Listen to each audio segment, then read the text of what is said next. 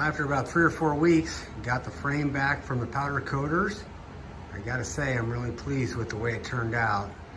So we'll kind of do a walk around both top and bottom of the frame here. I'll show you exactly how it turned out. But I can say up front that I was a little nervous because in some of the places where I did some work on a frame and I had a few grinder marks left, I did my best to grind it down to a pretty high grit, and even went over some places with my DA, but there were a few places where I had some minor grinding marks, and I gotta say, in looking it over, I can't see anything. Everything is very well hidden, and the surface looks very smooth.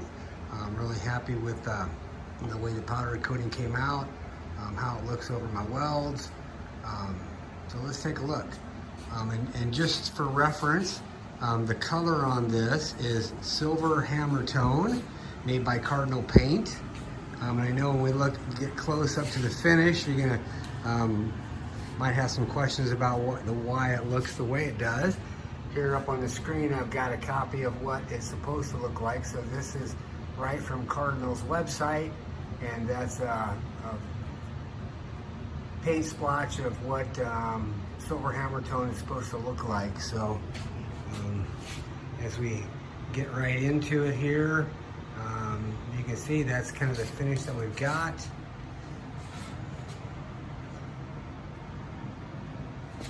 I'm pretty happy with the way, and it's really dark from the camera there, but they got the powder coating all the way up inside the frame channel there.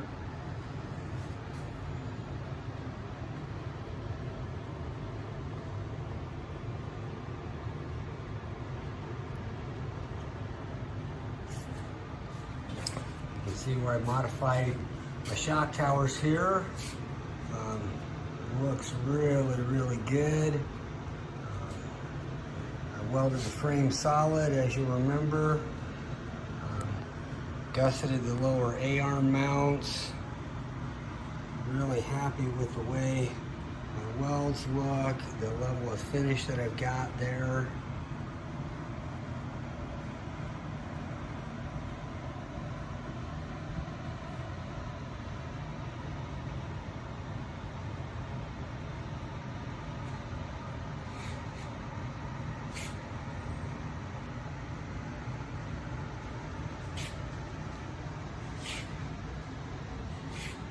Right now I'm walking down the passenger side and you're looking at the inside of the driver's side.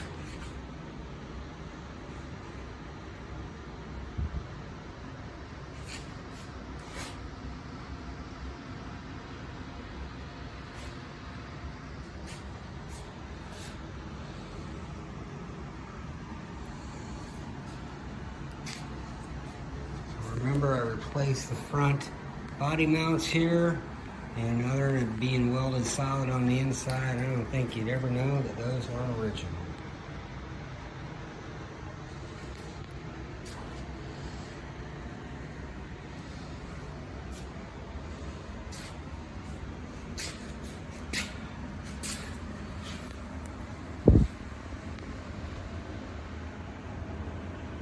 I'm going to grab a light so we can kind of look in some of the recesses a little bit better. With the light here, I'm just using the light on one of my power tools.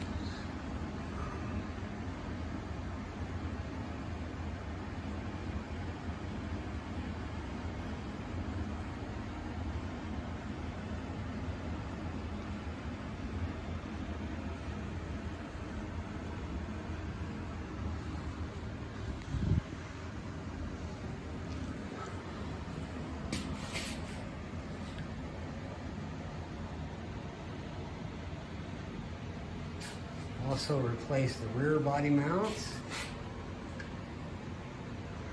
Again, looking really good there.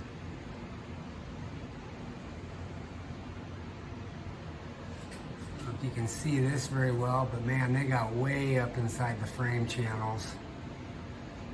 Even look at it from the end.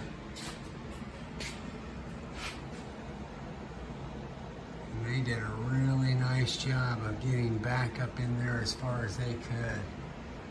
Really happy with the powder coating job these guys did. For anybody that's local, I use Kaiser blasting and powder coating. Really happy with the service that they provided.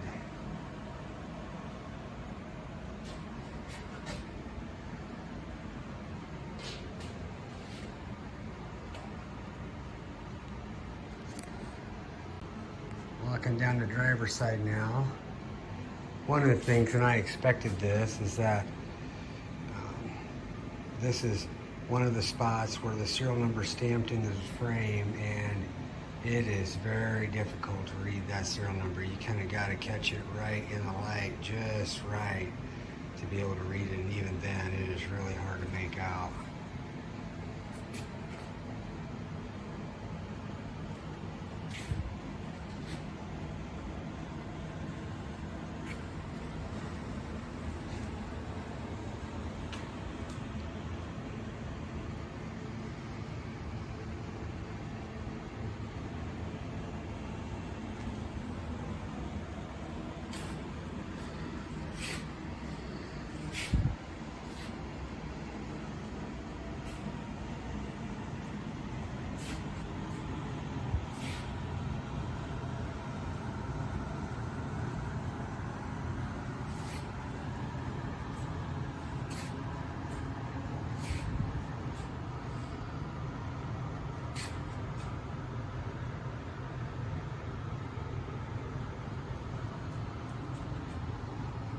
Okay, we'll pause for a minute here. I'll flip the frame over and we'll take a look at the bottom side.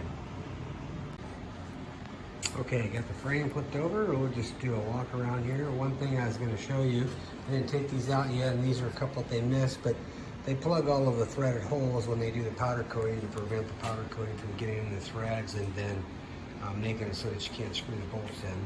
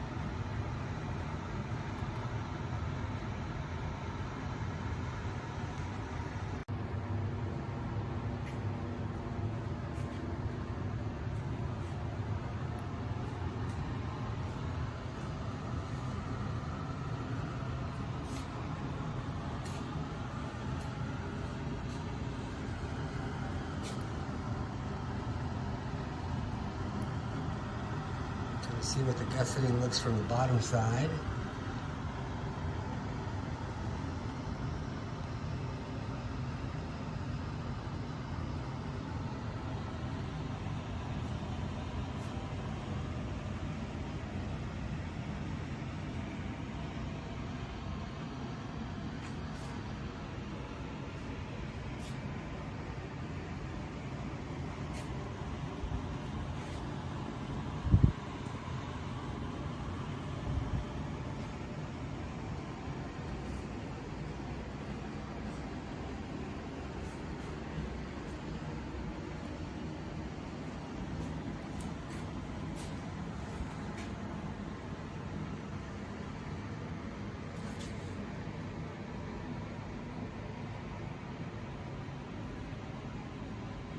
One thing I forgot to take a look at is I want to take a look at the power steering access hole that I closed up. Let's go take a look at that and see how that looks.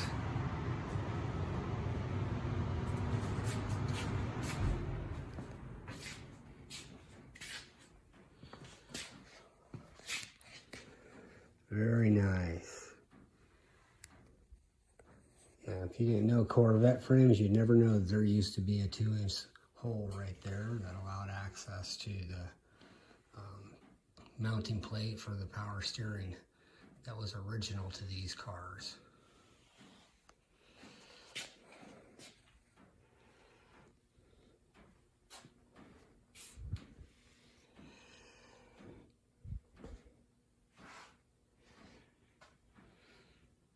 I think my powder coater did a really good job. I'm pretty happy. One more step. All that's left is the rest.